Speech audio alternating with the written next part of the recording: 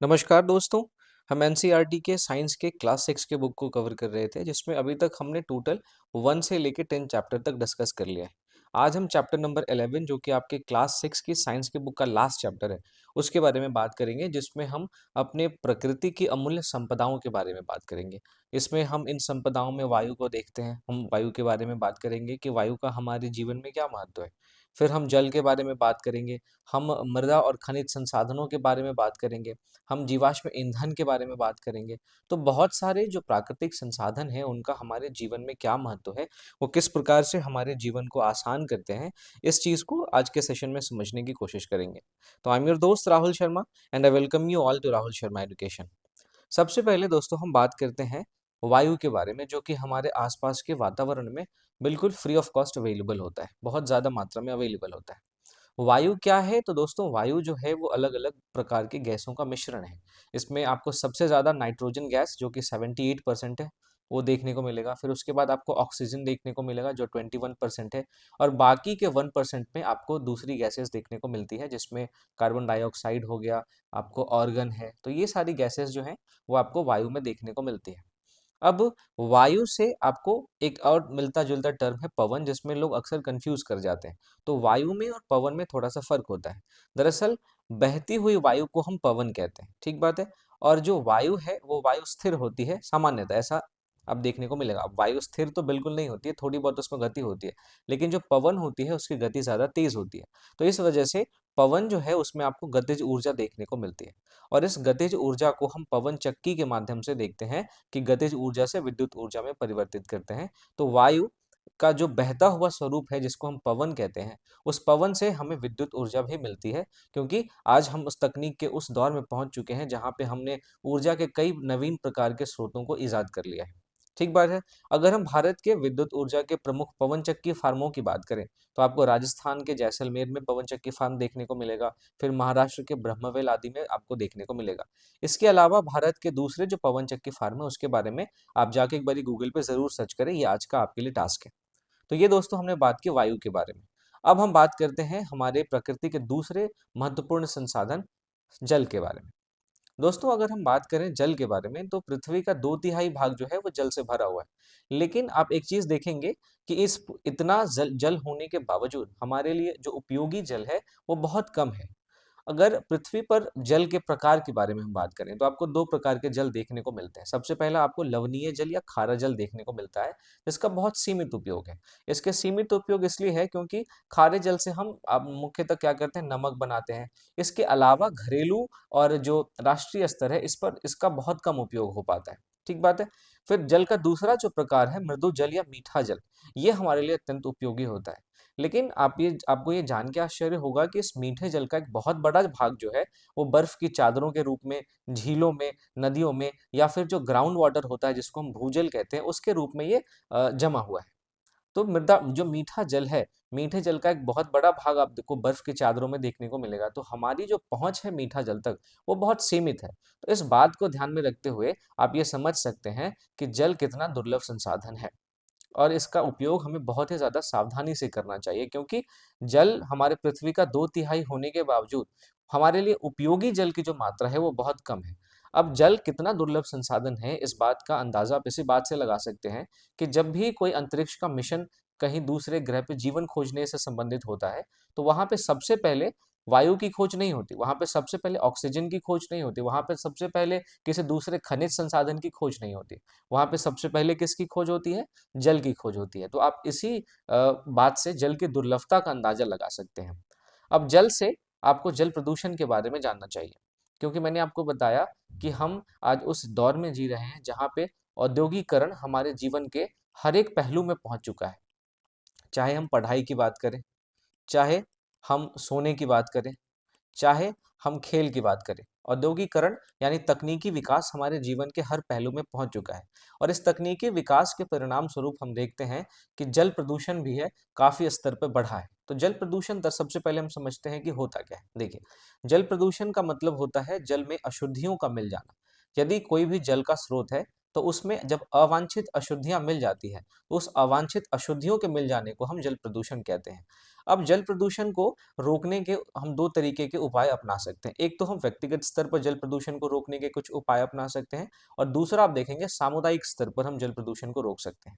अगर हम व्यक्तिगत स्तर पर जल प्रदूषण के रोकने के उपाय के बारे में बात करें तो सबसे पहले हम देख सकते हैं कि अगर हम कचरे का सही निपटान करें तो हम जल प्रदूषण को रोक सकते हैं, क्योंकि अक्सर आप देखेंगे जो कचरा होता है वो कचरा आपको जल के किसी न किसी स्रोत में ले जाके फेंक दिया जाता है। अगर आपके घर के आसपास कोई जल का स्रोत हो तो आप उसमें देख सकते हैं कि कितनी मात्रा में आपको कचरा देखने को मिलेगा। इसके अलावा अगर हम रसायनों का कम उपयोग करें तो भी हम जल प्रदूषण को रोक सकते हैं। दरअसल आज हम दोस्तों औद्योगिकरण के युग में जी रहे हैं जिसमें कृषि का भी औद्योगिकरण हो चुका है। अब चूंकि कृषि के औद्योगिकरण के कारण जो है कृषि में बहुत सारे रसायनों का इस्तेमाल होता है। जैसे आप देखेंगे जो रासायनिक उर्वरक हैं उनका इस्तेमाल होता है। इन रासायनिक उर्वरकों के अलावा आपको कीटनाशकों का बहुत ज्यादा पैमाने पर इस्तेमाल दिखता है। तो ये सारे जो कीटनाशक और रासायनिक उर्वरक हैं ये अंततः आप देखेंगे जब हम सिंचाई करते हैं तो ये पानी के साथ घुल के हमारे भूजल को प्रदूषित करते हैं। तो इस भूजल के प्रदूषण की वजह से हमें बहुत सारी स्वास्थ्य संबंधी बीमारियां भी देखने को मिलती है। तो अगर हम कृषि में रसायनों का कम उपयोग करें तो इससे भी हम जल प्रदूषण को रोक सकते हैं। ठीक बात है। इसके अलावा हम पौधों या वृक्षों की संख्या में वृद्धि कर सकते हैं, क्योंकि आप देखेंगे जो वृक्ष हैं वो सीधे सीधे हमारे पर्यावरण में जो वर्षा है जिसको हम बारिश भी कहते हैं या इसको हम टेक्निकल टर्म में वर्षण कहते हैं, तो वर्षण को ये सीधा सीधा प्रभावित करता है। तो जाहिर सी बात है अगर अच्छी बारिश होगी तो जल प्रदूषण जो प्रदूषित जल है उसमें जो शुद्ध जल है उसकी मात्रा बढ़ेगी तो प्रदूषण का जो अंश है वो कम हो जाता है। इसके अलावा हम व्यक्तिगत स्तर पे जल प्रदूषण के बारे में जागरूकता भी फैला सकते हैं कि जल को प्रदूषित करने के क्या क्या नुकसान है। ठीक बात है। चलिए, उसके अलावा आप देखेंगे सामुदायिक स्तर पर दोस्तों हम जल प्रदूषण को रोकने के कई सारे उपाय अपना सकते हैं। जैसे हम सीवेज ट्रीटमेंट प्लांट्स को स्टैब्लिश कर इसकी स्थापना कर सकते हैं। सीवेज ट्रीटमेंट प्लांट्स कहने का मतलब कि हमारे घरों से या उद्योगों से जो गंदा पानी निकलता है उसको हम सीवेज कहते हैं। तो इस गंदा पानी को हम अक्सर देखते हैं कि किसी न किसी जल स्रोत या नदी में मिला दिया जाता है। इसका सबसे अच्छा उदाहरण आपको यमुना देखने को मिलेगा। दिल्ली में अगर आप यमुना को ध्यान से देखेंगे तो उसमें बहुत ज्यादा औद्योगिक कचरा और बहुत ज्यादा सीवेज जो है वो यमुना में मिलाया जाता है। तो अगर इस सीवेज को ट्रीट करने के लिए अलग से एक प्लांट बना दिया जाए तो ये जो गंदा पानी है उस गंदे पानी को हम किसी जल स्रोत में नहीं मिलाएंगे बल्कि इस प्लांट में ले जाएंगे और फिर इस गंदे पानी को हम साफ करके उसका पुनर्उपयोग भी कर सकते हैं। तो इस तरीके से भी हम जल प्रदूषण को रोक सकते हैं। इसके अलावा कचरा प्रबंधन व्यवस्था में सुधार करके भी हम जल प्रबंधन को रोक सकते हैं। दरअसल आप देखेंगे आपके घर में जो कचरा होता है वो दो तरीके का होता है। एक गीला कचरा होता है और दूसरा सूखा कचरा होता है। तो हमारे देश में जो कचरा प्रबंधन की व्यवस्था है उसमें आपको बहुत ज्यादा समय आपको ये देखने को मिलेगा कि इन कचरों के बीच में कोई भी अंतर नहीं किया जाता। इन दोनों कचरों का निपटारा एक साथ किया जाता है। तो इससे होता यह है कि गीले कचरे से जो रस निकलता है जिसमें बहुत ज्यादा खतरनाक रसायन होते हैं और जो हमारे भूजल में मिलके बहुत ज्यादा उसको प्रदूषित कर सकता है और हमें भयानक रूप से बीमार कर सकता है। तो ये जो कचरा व्यवस्था में कचरा प्रबंधन व्यवस्था में जो हमें खामियां देखने को मिलती है इन खामियों को हमें बदलना पड़ेगा, इन खामियों को दूर करना पड़ेगा और कचरा प्रबंधन व्यवस्था में सुधार करके भी हम जल प्रदूषण को रोक सकते हैं। ठीक बात है। इसके अलावा हम वर्षा जल संचयन करके भी जो शुद्ध जल है उसकी मात्रा बढ़ा सकते हैं और जल प्रदूषण में हम कमी ला सकते हैं। इसके साथ साथ जो औद्योगिक अपशिष्ट हैं उसका भी हम जल स्रोतों में मिलने से रोकना सुनिश्चित कर सकते हैं। मैंने आपको यमुना का उदाहरण दिया कि यमुना के किनारे जो भी उद्योग हैं उन उद्योगों से जो कचरा निकलता है उन सारे कचरों का निपटारा आपको यमुना में होता हुआ दिखता है। तो अगर हम इसको ऐसा ना होने दें तो यमुना जो कि अभी एक पवित्र नदी से अब एक प्रदूषित नदी के रूप में तब्दील हो चुकी है उसका हम ठीक तरीके से निपटारा कर पाएंगे। आप देख रहे होंगे कि केंद्र सरकार और दिल्ली की सरकार दोनों सरकार ने बहुत जोर शोर से गंगा यमुना की सफाई को शुरू किया। साथ ही साथ गंगा जब प्रदूषित हो रही थी तो गंगा की सफाई पे के लिए भी नमामि गंगे प्रोजेक्ट को शुरू किया गया था। तो आखिरकार इन सब प्रोजेक्ट्स के शुरू करने के पीछे की कि आप कारणों पे गौर करेंगे तो यही सारे कारण आपको देखने को मिलते हैं कि सीवेज जो है उसको गंगा नदी में या यमुना में मिलाया जाता है। हम कचरा प्रबंधन ठीक से नहीं करते हैं। जो औद्योगिक अपशिष्ट है उनको इन्हीं जल स्रोतों में ले जाके छोड़ दिया जाता है। ठीक है। इसके साथ साथ दोस्तों सामुदायिक स्तर पे हम जल प्रदूषण को रोकने के लिए जो नदी है, जो जल के दूसरे स्रोत जैसे झील हैं, इनके किनारों किनारों पर हम पौधे लगाकर एक हरित क्षेत्र बना सकते हैं। और हरित क्षेत्र बनाने से जो प्रदूषणकारी गतिविधियां हैं उस पे तो रोक लगेंगी ही, और हरित क्षेत्र बनाने से जो वनों का अच्छा प्रभाव होता है जल स्रोत के ऊपर, जैसे वर्षण के ऊपर ही आप उसको आप देख सकते हैं कि हरित क्षेत्र का अच्छा प्रभाव होता है। तो हरित क्षेत्र के माध्यम से भी हम जो है वो जल प्रदूषण को रोक सकते हैं। ठीक बात है। तो ये दोस्तों हमने जल प्रदूषण के बारे में बात की। उसको रोकने के हम व्यक्तिगत स्तर पे क्या उपाय कर सकते हैं और सामुदायिक स्तर पे क्या उपाय कर सकते हैं, इन दोनों के बारे में बात की। अब जाहिर सी बात है कि अगर जल प्रदूषित हो रहा है तो इसको हमें संरक्षण करने की जरूरत है। और जल संरक्षण के बारे में मैंने पिछले चैप्टर में बहुत डिटेल में आपसे डिस्कस किया था। तमिलनाडु में मैंने आपको टांका के बारे में बताया था। उसी तरीके से वर्षा जल संचयन के लिए आपको राजस्थान में बावड़ी देखने को मिलेगा और गुजरात में बाव देखने को मिलेगा। ये दरअसल बहुत बड़े बड़े गड्ढे होते हैं जिसकी बनावट इस तरीके से की जाती है कि आसपास की नदियों और झीलों का पानी और वर्षा का पानी इसमें आके इकट्ठा होता है, और ये पानी बिल्कुल शुद्ध होता है, बिल्कुल स्वच्छ होता है। तो इस तरीके से हम जल संरक्षण कर सकते हैं। और जल संरक्षण के बारे में जागरूकता फैलाने के लिए 22 मार्च को विश्व जल दिवस भी मनाया जाता है, ताकि लोगों के मन में इस बात को लेकर ज्यादा जागरूकता आए कि अगर हम विश्व जल दिवस मना रहे हैं तो इसका मतलब ये है कि जल जो कि हमारे प्रकृति का एक अमूल्य संसाधन है, उस पे हमें खतरा देखने को मिल रहा है। जल जो कि एक हमें जीवनदायिनी संसाधन के रूप में हमें देखने को मिलता है, वो प्रदूषित हो रहा है। तो जाहिर सी बात है ये जो 22 मार्च का विश्व जल दिवस है वो लोगों के मन में जरूर जागरूकता बढ़ाने का प्रयास तो करता ही है। तो दोस्तों ये तो हमने वायु और जल, दो प्रकृति के अमूल्य संसाधनों के बारे में बात की। अब हम बात करते हैं सूर्य से ऊर्जा जो मिलती है उसके बारे में। देखिए, हमारे पृथ्वी पे जीवन का जो सबसे प्रमुख स्रोत है वो आपको सूर्य देखने को मिलेगा। आप बोलेंगे कैसे? तो हम आप तो बोलेंगे कि हमें भोजन तो पौधों से मिलता है, हम मीट खाते हैं। तो आखिरकार जब आप गौर करेंगे तो पृथ्वी पर प्रत्यक्ष रूप से जो ऊर्जा का स्रोत है वो सूरज ही है, क्योंकि सूरज से हमें प्रत्यक्षतः प्रकाश और ऊष्मा मिलती है जो कि पृथ्वी पर जीवन को संभव बनाता है। अगर पृथ्वी पर प्रकाश और ऊष्मा ना रहे तो पृथ्वी पर जीवन संभव नहीं होगा। इसको आप दूसरे तरीके से ऐसे समझ सकते हैं कि हमारे हमारे लिए भोजन जरूरी है। हम भोजन किससे पाते हैं? पौधों से पाते हैं। लेकिन आखिरकार पौधे भोजन कैसे बनाते हैं? पौधे भी तो प्रकाश संश्लेषण की प्रक्रिया में सूरज से ही ऊर्जा लेते हैं। उनसे ही आप देखेंगे ऊर्जा लेके वो जो भोजन बनाते हैं और फिर उस भोजन को जो है मनुष्य वो ग्रहण करते हैं। तो इस तरीके से पृथ्वी पर आपको ऊर्जा के मुख्य स्रोत के रूप में सूर्य देखने को मिलता है। अब सूरज के इस महत्व को देखते हुए भारतीय संस्कृति में सूर्य की उपासना भी आपको देखने को मिलेगी। बिहार में आप छठ पर्व को देख सकते हैं। बहुत सारे ऐसे आपको जनजातियां हमारे देश में मिलेंगी जो जनजातियां सूरज की पूजा करती है। तो दरअसल भारतीय संस्कृति की यही खासियत रही है कि जिस भी प्रकृति की चीजों से मानव को फायदा हुआ है, मानव ने उसको एक देव के रूप में परिवर्तित कर दिया है। चाहे वो वायु हो, चाहे वो जल हो, चाहे वो अग्नि हो, सबको मानव ने एक देवता के रूप में परिवर्तित कर दिया। क्यों? क्योंकि इन सब ने मिलके मानव के विकास को संभव बनाया। तो ये सूरज से ऊर्जा की बात हो गई। ठीक है, आगे बढ़ते हैं दोस्तों। अगला जो महत्वपूर्ण हमारी प्राकृतिक संपदा है, जो प्राकृतिक संसाधन है, वो है वन। तो वन क्या होता है? तो विभिन्न प्रकार के पौधों के सघन वृद्धि वाले क्षेत्र को हम वन कहते हैं। ये परिभाषा को आप समझ सकते हैं। एक ऐसा क्षेत्र जहाँ पे अलग अलग प्रकार के बहुत सारे पौधे पाए जाते हैं, तो उस क्षेत्र को हम वन कहते हैं। वन के महत्व की अगर हम बात करें दोस्तों, तो ये बहुत तरीके से हमारे जीवन में उपयोगी है। सबसे पहले आप देखेंगे कि जो वन है वो बहुत सारे जीव जंतुओं के प्राकृतिक आवास होते हैं। वन में आपको छोटे से छोटे सूक्ष्म जीव से लेके बड़े से बड़े हाथी और बड़े से बड़े आपको शेर तक देखने को मिलेंगे। तो वन जो है वो बहुत सारे जीव जंतुओं के प्राकृतिक आवास है। साथ ही साथ वन से हमें कई प्रकार के उत्पाद भी मिलते हैं। जैसे आप देखेंगे लकड़ी मिलती है, वन से हमें बहुत प्रकार की औषधियाँ मिलती है।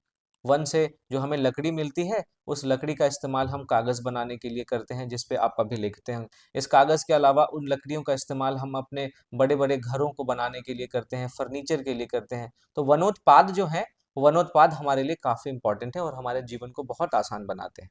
तो वन का दूसरा फ़ायदा तो है कि उससे हमें कई प्रकार के उत्पाद मिलते हैं।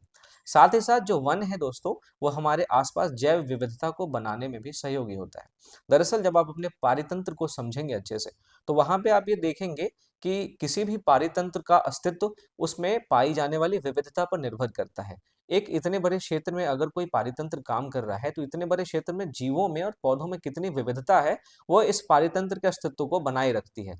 जितनी ज्यादा विविधता होगी, पारितंत्र उतना ज्यादा मजबूत होगा। इसके बारे में जब मैं आपसे पर्यावरण पढ़ाऊंगा, जब मैं आपको पर्यावरण पढ़ाऊंगा, तब मैं वहां पे आपको डिस्कस करूंगा कि जैव विविधता किस तरीके से हमारे पर्यावरण को स्थिर करती है, हमारे पर्यावरण को स्टेबल बनाती है। ठीक बात है। फिर दोस्तों, मैंने वन के बारे में आपको पहले भी बताया है कि ये वर्षा कराने में सहायक होते हैं।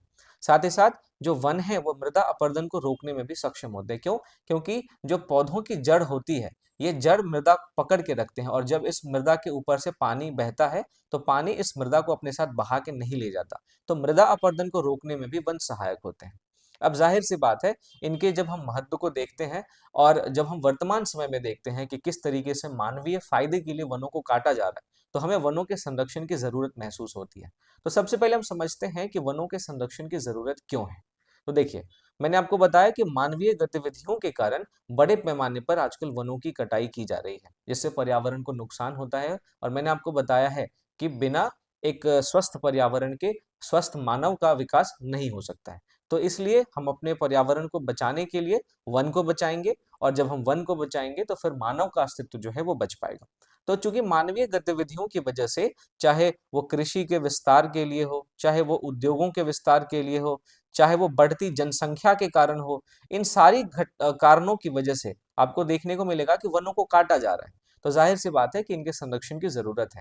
तो हम इसको किस तरीके से संरक्षित कर सकते हैं, यहाँ पे मैं आपको बहुत ही ब्रीफली बताऊंगा कि वन को संरक्षित करने के क्या क्या उपाय किए जा सकते हैं। बाकी आगे के चैप्टर्स में जब मैं आपसे ज्योग्राफी में बात करूंगा, तो वहां पे मैं आपको वनों के संरक्षण के बहुत सारे ऐसे उपाय बताऊंगा जिसके बारे में आप सोच भी नहीं सकते।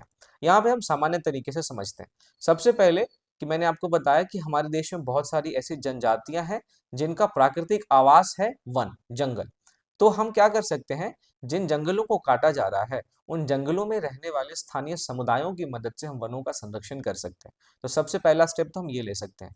इसके अलावा हम वनों के संरक्षण के लिए राष्ट्रीय पार्क की स्थापना कर सकते हैं, वन्य जीव अभयारण्य की स्थापना कर सकते हैं। जो बायोडाइवर्सिटी रिजर्व होता है, हम बायोडाइवर्सिटी रिजर्व की स्थापना कर सकते हैं। ठीक बात है। साथ ही साथ हम वनों के संरक्षण के लिए जागरूकता कार्यक्रम भी चला सकते हैं, और इसी तरीके का एक जागरूकता कार्यक्रम है वन महोत्सव, जो प्रत्येक वर्ष आपको जुलाई के महीने में देखने को मिलता है।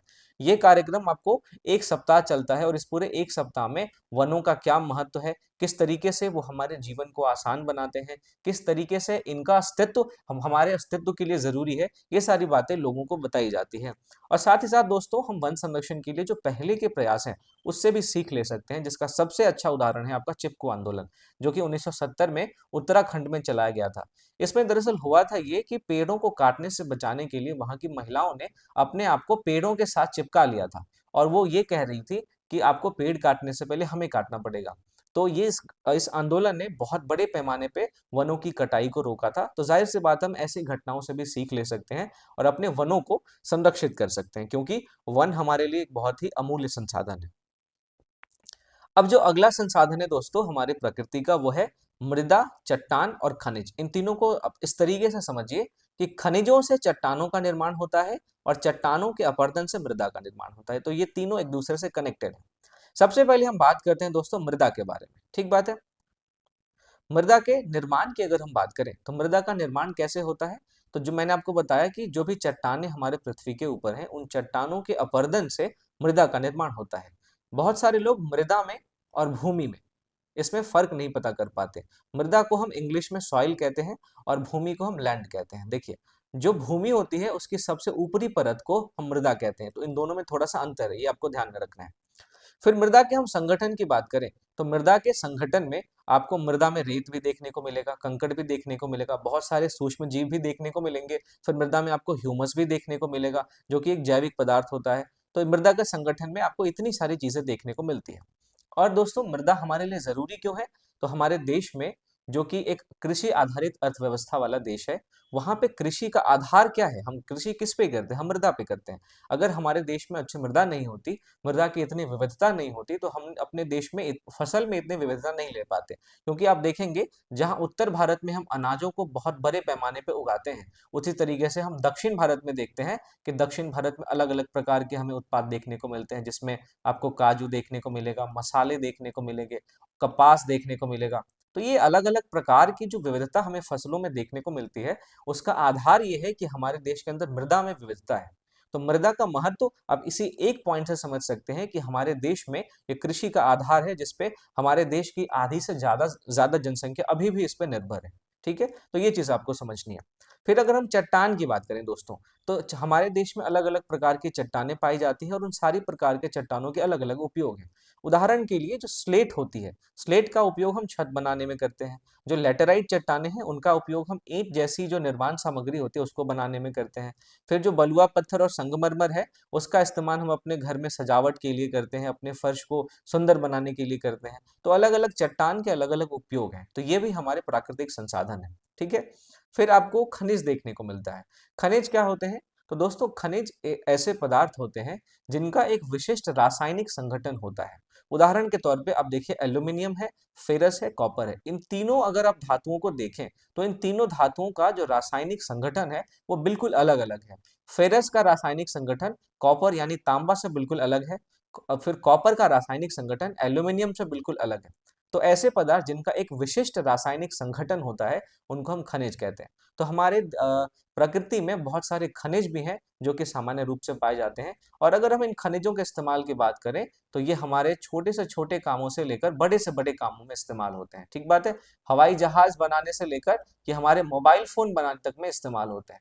तो खनिजों का बहुत ज्यादा महत्व है वर्तमान समय में। आजकल तो आप देखेंगे जो क्रिटिकल मिनरल्स हैं, क्रिटिकल मिनरल्स के बारे में बहुत ज्यादा चर्चा में है। फिर उसके अलावा जो रेयर अर्थ मिनरल्स है, जो कि अक्सर आपको न्यूज में देखने को मिलते हैं, रेयर अर्थ मिनरल्स के बारे में बहुत ज्यादा चर्चा में है। एक ऐसे मिनरल्स होते हैं जो हमारे पृथ्वी पे उपलब्ध तो है, लेकिन उन तक पहुंच बहुत सीमित है।